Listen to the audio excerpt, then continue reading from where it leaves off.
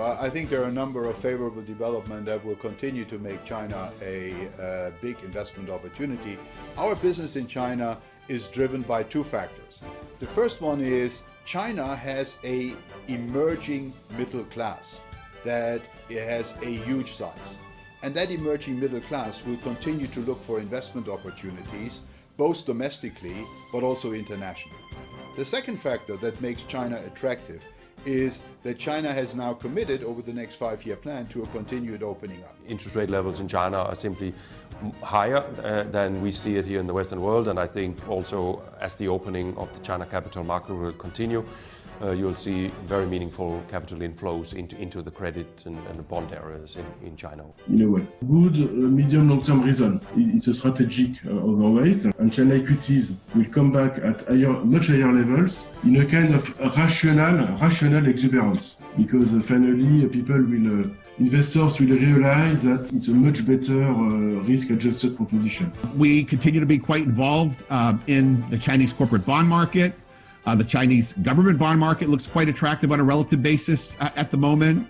So China as a country, Asia as a region is critically important to PIMCO, not only from an investment perspective, but also meeting new investors. Indexing will have a major role in China, but it could take a number of years as the market continues to develop and have more of an institutional presence that you start to see some of the true benefits of indexing take hold and gets recognized.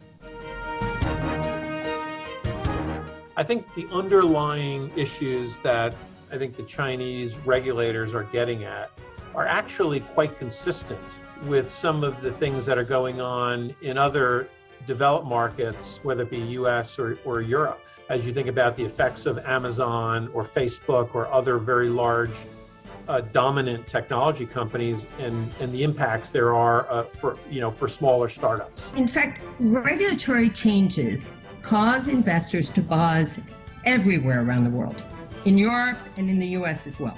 In this context, a lot of what is happening in China at the moment becomes far more understandable. The large majority of our clients have clearly maintained their investments with us, and like us, they really believe in a long-term commitment to China in their portfolios.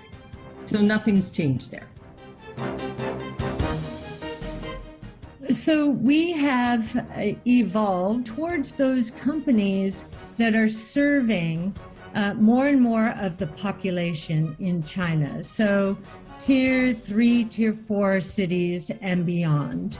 They might have lower margins, but their volumes will explode. The China growth story from here and forward will be much more focused on technology, artificial intelligence, robotics, if you will, even winning the race on tech sources will certainly be something that are very interesting to look at in China. You're having this explosion of biotech companies.